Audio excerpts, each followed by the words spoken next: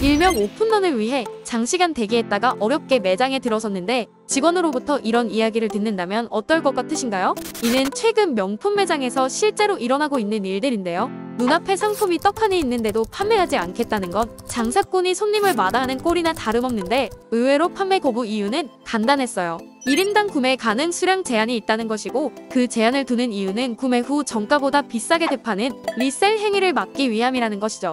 궁금증이 풀리셨나요? 그럼 저는 이 아닌 여기서 끝낼 이야기였다면 시작하지도 않았을 거예요. 사실 명품 매장들의 판매 수량 제한에는 더 큰 의도가 숨겨져 있고 이는 구매자가 평범한 일반인이기 때문이라는 이야기가 있는데요. 과연 진짜 이유는 무엇일까요?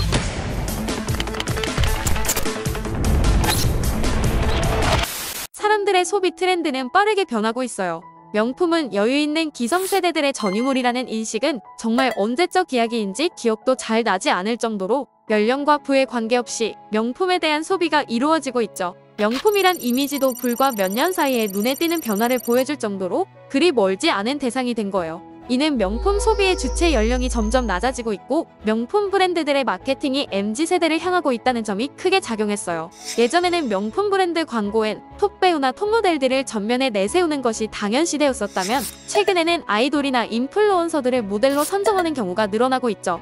MZ세대가 특히 자신을 광고 모델에 투영하는 경향이 강한 만큼 그들에게 친숙하고 선호도가 높은 모델을 내세워 제품 소장 욕구를 끌어내고 있는 거예요. 또한 MZ세대들이 좋아하는 브랜드 또는 캐릭터를 활용한 컬래버레이션으로 올드한 이미지에서 벗어나 트렌디한 느낌을 주며 진입 장벽도 낮추고 있어요. 2019년 선보인 디올과 나이키 에어조던이 컬래버레이션한 스니커즈는 역대급 작품으로 꼽히기도 하죠. 여기에 급속도로 커져가는 온라인 플랫폼은 명품 시장의 판도마저 바꾸기 시작했는데요. 2021년 1분기 기준 온라인 명품 플랫폼에서 MZ세대가 결제한 비중은 73%에 달할 정도로 온라인 결제에 익숙한 MZ세대의 구매 비중이 늘어나고 있는 거예요. 하지만 명품이 일반 대중에게 다가가는 만큼 의외의 상황도 벌어져요. 최근 서울의 한 백화점 행사 코너엔 이게 여기 있어도 되나 싶을 만한 상품들이 진열되었고 그 위엔 해외 명품 대전 업투 60%라는 광고 문구가 쓰여 있었죠. 그곳 행사장은 매주 각기 다양한 행사로 사람들이 항상 북적이던 곳이었지만 그날은 주말이었음에도 불구하고 한산했어요.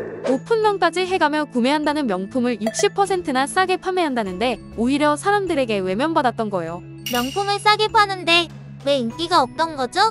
예전에 옷가게를 하셨던 지인분의 말씀이 생각나요. 점포 정리를 급하게 해야 해서 그동안 감사했다는 의미로 재고 의류들을 평소 판매하던 가격의 100분의 1도 안 되는 가격에 판매를 했다고 해요. 하지만 거의 공짜나 다름없는 가격에도 불구하고 평소보다 판매량이 적었다는 것이죠. 처음엔 1,000원이 안 되는 가격에 파는데도 안 팔리는 게 의아했지만 곰곰이 생각해보니 나 같아도 500원짜리 청바지는 안 사입겠다라는 생각이 들었다고 해요. 사람들은 어떠한 제품에 매겨진 가격을 보면 저 제품이 저만한 가격의 가치가 있는지 다른 제품들과 꼼꼼하게 비교하기보다는 그만한 가치가 있으니 저런 가격이 매겨졌겠지 하며 의뢰 판단하고 말죠. 더욱이 명품은 애당초 실용성과는 거리가 먼 상품들이에요. 제품의 희소성과 구매자의 욕망에 따라 가치가 달라지는데 여기에 폭탄 세일이라는 이미지가 더해지는 순간 희소성도 낮아지고 자연스레 구매자의 구매 욕망도 줄어들게 되죠. 만약 컴퓨터를 예를 들어 비슷한 사양의 컴퓨터를 A란 사람은 100만원에 구매했고 B란 사람은 200만원에 구매했다고 해볼게요.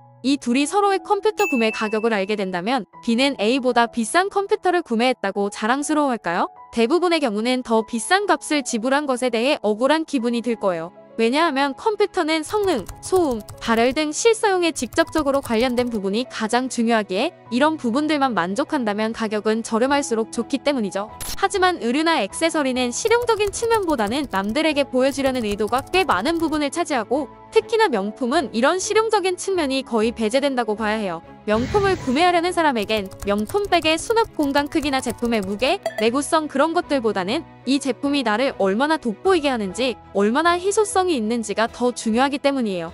여느 상품들과 같이 비슷한 값 한 대에 올려진 순간 명품으로서의 가치는 그만큼 낮아질 수밖에 없는 거예요. 사람들은 왜 명품을 찾는 건가요? 세상엔 정말 다양한 사람들이 살아가고 있고 그 사람들은 제각각 다른 가치관을 추구하고 있어요. 하지만 많은 사람들이 공통적으로 꿈꾸는 것이 있죠. 바로 부자가 되고 싶다는 거예요. 물론 사람들마다 생각하는 부자의 기준은 다르겠지만 지금의 삶보다는 더 나아지길 바란다는 큰 틀의 의미에서는 비슷할 듯해요. 하지만 우리가 꿈꾸는 부자가 되는 길은 정말 힘들어요.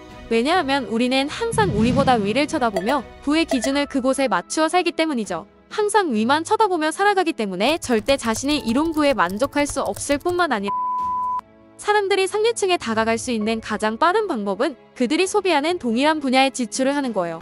그들이 입는 옷을 입고, 그들이 타는 차를 타고, 그들이 즐겨하는 운동을 하는 것이죠. 분수에 맞지 않는 것이라고 불편한 시각을 보내는 사람들도 있겠으나 사람이라면 누구나 자신을 드러내고 표현하고 싶어하는 현시욕이 있고 그걸 무엇을 매개로 드러낼 것인가는 방식이 다를 뿐이에요. 혹시 벼락거지라는 말을 들어보셨나요? 자신의 소득에는 별다른 변화가 없었음에도 부동산이나 주식, 암호화폐 등의 자산 가격이 급격히 올라 상대적으로 빈곤해진 사람들을 가리키는 용어예요. 특히 이런 상대적 박탈감은 젊은 층으로 갈수록 더 크게 느끼게 되는데요. 작년에 발표된 가구주가 39세 이하인 가구의 평균 자산은 3억 5,625만 원으로 집계됐어요. 생각보다 높은 평균 자산에 놀라셨을 수도 있는데요. 이것이 바로 평균의 함정이죠. 이를 세분화해서 보면 하위 20%인 1분위의 자산은 2,473만 원으로 집계됐고 상위 20%인 5분위의 자산은 그보다 무려 35배나 높은 8억 7,044만 원으로 집계된 거예요.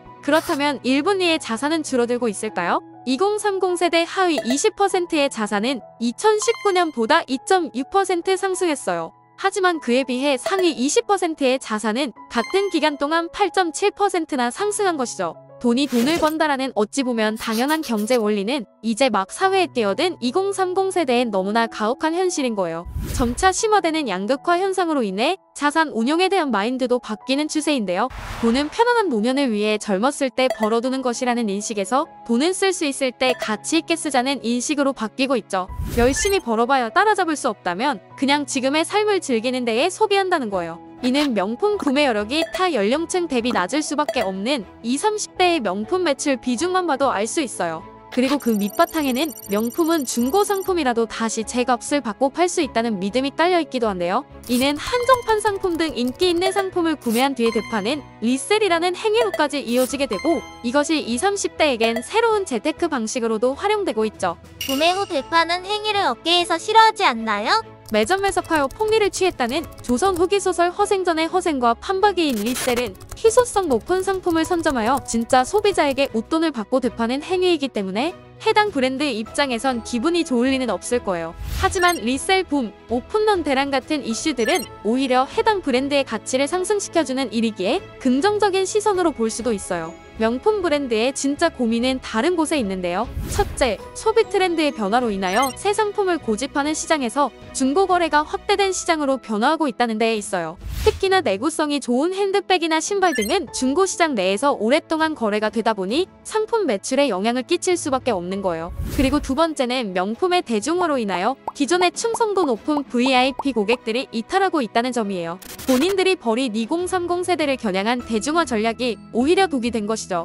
명품이란 것은 희소성이 높을수록 덩달아 가치가 상승하는 것인데 길거리를 지나다니면 곳곳에서 3초 혹은 5초마다 마주친다 하여 3초백, 5초백이라는 조롱 섞인 별명이 붙은 브랜드 이미지에 기존 고객들이 불만을 가질 수밖에 없는 거예요. 이에 명품 브랜드들은 1인당 구매 가능 수량에 제한을 두는 방식의 해결책으로 맞서고 있는데요. 국내에서 가장 인기 있는 브랜드로 꼽히는 프랑스 명품 샤넬은 2021년 말부터 인기 상품의 구매 가능 수량을 1인당 1년 1점으로 제한했고 롤렉스 역시 신세계 백화점에서는 1인당 1년 1점, 롯데백화점에서는 라인별로 한 점씩 연간 2점밖에 구매하지 못하죠. 에르메스 또한 한 명에게 같은 디자인의 가방을 연간 2개까지만 판매하고 까르띠에도 시계와 주얼리를 합쳐 연간 5점까지만 구매가 가능하다고 해요. 기존 VIP를 포기하더라도 새로운 고객들에게 많이 팔면 되는 거 아닌가요? 백화점마다 VIP를 산정하는 기준은 다르지만 VIP들은 전체 고객의 1%가 채 되지 않는다고 해요.